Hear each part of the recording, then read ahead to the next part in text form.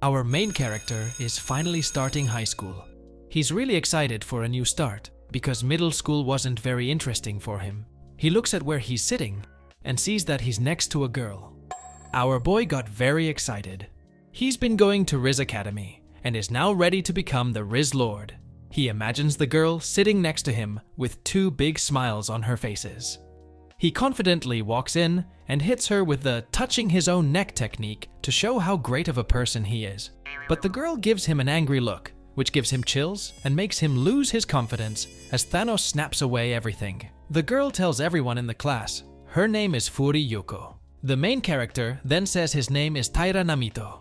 Furi looks at him and then, cheers! He starts to believe she is a good person, but she gives him another ugly look. In Riz Academy, he starts to lose hope. The girl, on the other hand, thinks he's hot. It dawns on Taira that he forgot his math book. Taira freaks out and says he'll borrow from a friend, even though Furi offers to share hers. This makes Furi sad. Taira has no choice. The teacher then stares at Furi because she is such a danger to society that the teacher has to pay extra attention to her all the time. Taira hits Furi by mistake while she is writing. It scares him, but Furi doesn't say anything and turns red. This is even seen by the teacher. Then Taira tells her how nice her pencil case is, but she breaks it right away and starts blushing even more, in secret. When the teacher sees this cute scene, she feels forced to separate the tables right away, presumably to keep us from catching diabetes. When class is over, Furi asks to use Taira's workbook for the next one because she forgot her own. Classical Japanese is their next class, and Furi already knows she's going to sleep through it. After that, we see that Furi has her book hidden in her bag. Furi starts to feel sleepy while he is learning. She asks Taira what she should do to stay awake. He tells her to make a list of the things she likes. As she counts the kittens, Taira suddenly comes to mind. She turns red so badly that she almost sends our boy to the dark world. After that, she passes out and falls on Taira. He starts to feel scared because this is the closest he's ever been to a woman. He wants to wake her up, but as soon as her soft, warm hair touches his, he is at peace with everything and realizes this. He wants to remain there for all time. Furi makes a sound of pain all of a sudden. The left leg of hers is a little hurt. While Taira thinks she was out fighting, it was really just her little brother being mad that she wasn't playing with him. When Furi gets home, he starts learning more about Riz Academy. She tries to find something easier though, because some of the information makes her feel bad. Finally, the help she's been looking for. Taira always gets to school on time. She's looking at him and making a face like she's been holding in a big fart for 4 days while he looks at her. Taira starts to feel scared because he thinks she is mad at him. After seeing that face, Furi is really lucky that Taira hasn't called the police on her yet. It turned out to be her smile. After what she did, she should never touch the fire again, so someone needs to keep a close eye on her. But when Furi gets home, her sister asks her why she's smiling. Did something good happen? She says yes because she thinks Taira's smile makes her melt, and now he's crazy about her. The truth is that Taira thinks she hates him. When they get back to class, the teacher tells them they need to pick who will be on their committee. Taira doesn't want to be the class representative. His hand goes up right away when the teacher asks if anyone wants to be on library duty. This makes Furi raise her hand too. When Taira sees this, he quickly puts his hand down, and she does the same. Taira starts to sweat because he is avoiding her like the plague. But it's impossible, just like when I try to avoid YouTube's demonetization team. The teacher had enough of Furi raising her hand at the same time Taira raised his, so she made them both speak for the class. Taira asks the teacher if Furi should be the class representative. He believes she is about to start a gang war with them. The teacher is cool with it though, and asks her if she's okay with Taira being the class rep. She smiled and said, "I got this, family. Don't worry." The teacher sends them to the front and tells them to pick any other reps they want. Taira tells her to begin, because he isn't good at it. "Yeah, don't worry," Furi said. "I'm going to put on my chef's hat right now and start cooking like James Martin." She forgot how to turn on the stove though, so they stood there quietly as if they were Sims. The girl asks, "What should I do in class?" A friend of Taira comes in and gives him a clean DVD. With one hand, Taira watched it. It starts to growl. Taira is shocked when she says that it's just a dull, pointless educational movie about animals, like Animal Planet, but with people instead of animals, and just the mating scene shown. But Fury is really excited about the movie idea and wants to see it. Tyra starts to sweat and remembers that she likes cute things. So, he tells her that this episode is completely crazy and bloody because all kinds of animals are being hacked up and eaten. But everyone knows that only cats are being harmed and eaten. Fury lost her mind and she kept falling down all day. She was so tired that she was ready to give up and make bombs in the chemistry lab. It made Tyra feel really bad. So, the next day, he bought her a DVD with some cute sheep. He tells her that he found it by accident in his house and thought she might like it. She turns pink and thanks him. She then asks for his phone number, but she gets into a lot of problems and is known as a threat to society. It scares our boy that she'll make him into Bruno Mars and call him in a tough spot to catch a bomb. He then tells her he lost his phone. She did nothing but stare at him, then turned around and wrote something down. After that, she gives him a piece of paper with her phone number and email address on it. Tyra got lost and felt terrible that he didn't understand why she was asking for his contact information.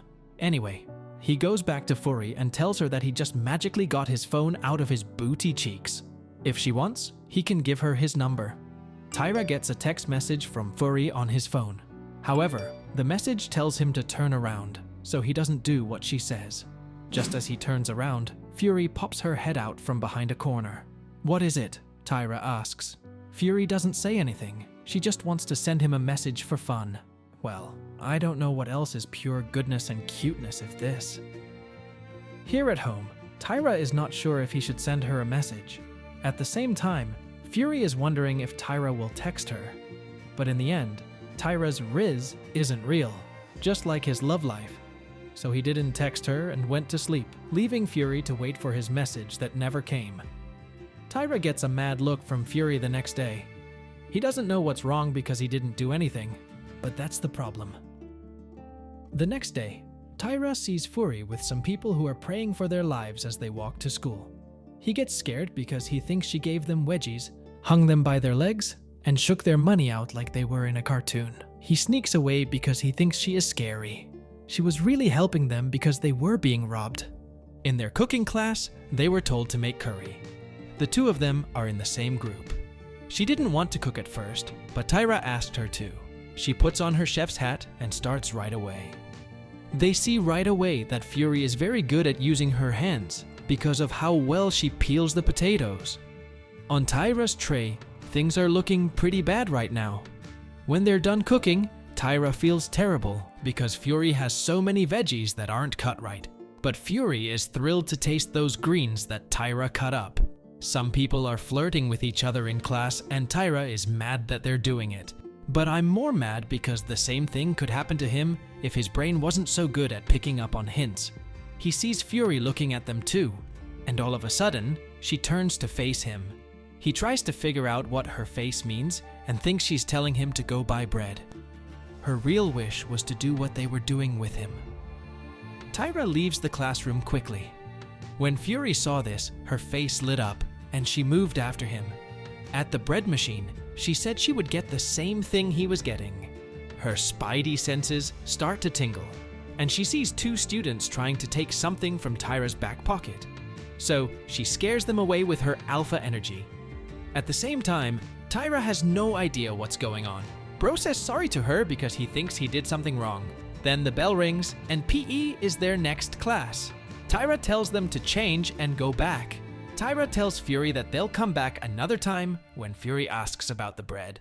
This man is trying with all of his brain and body cells to stay away from relationships at all costs.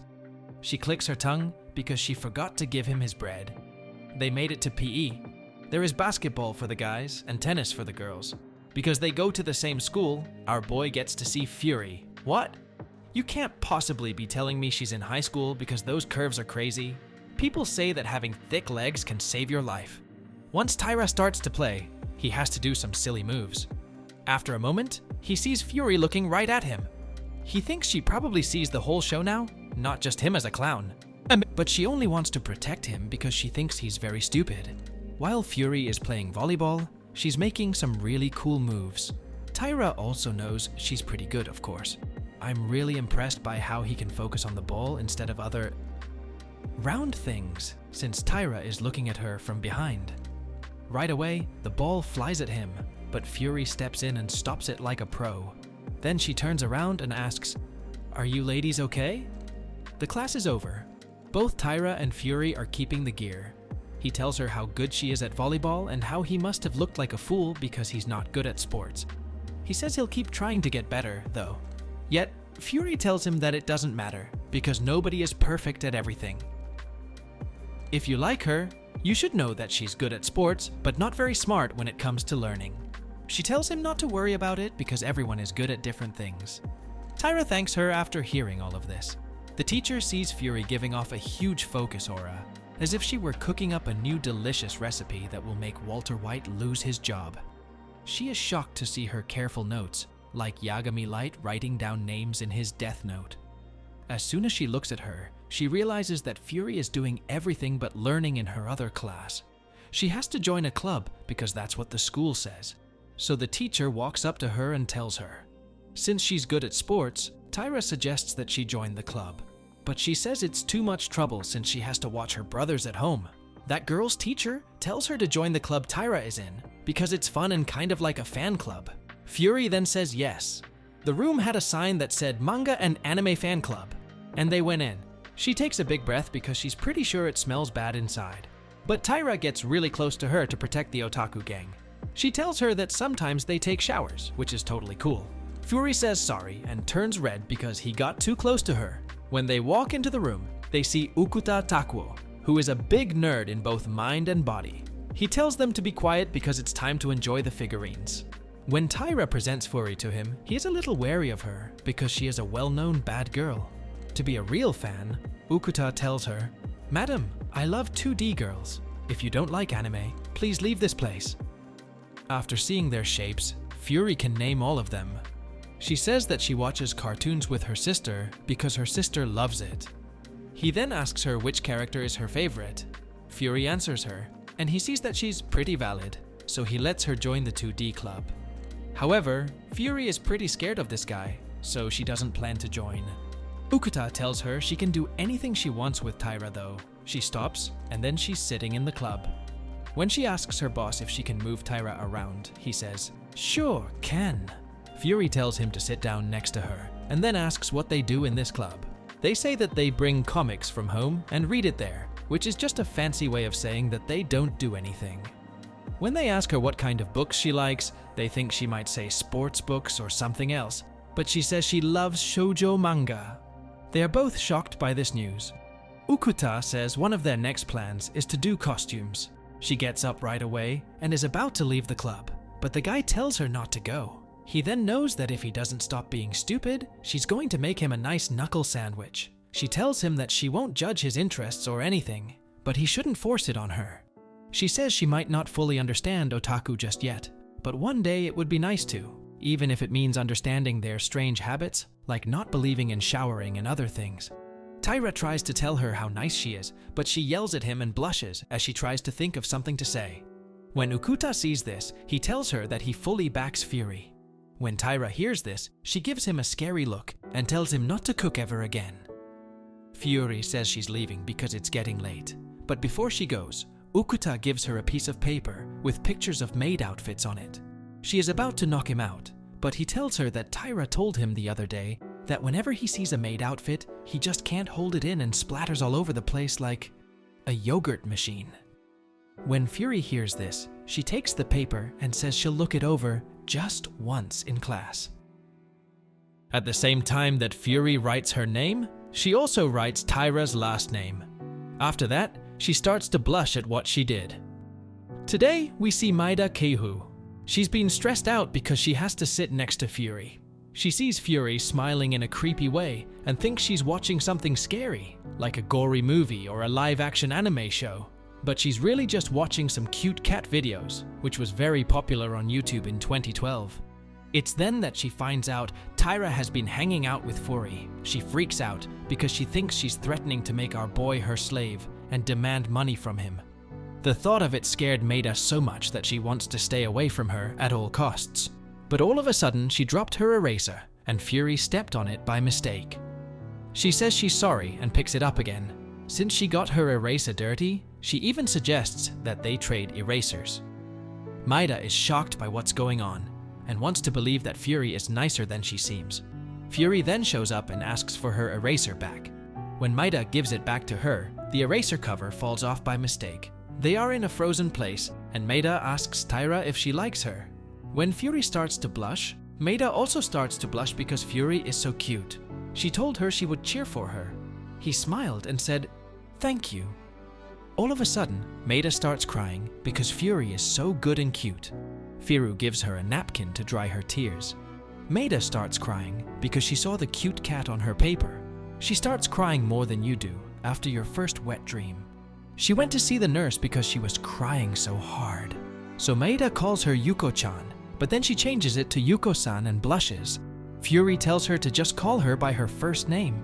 She came back when she felt better and hoped Tyra would stop ignoring all of her signs, like Toji not paying child support.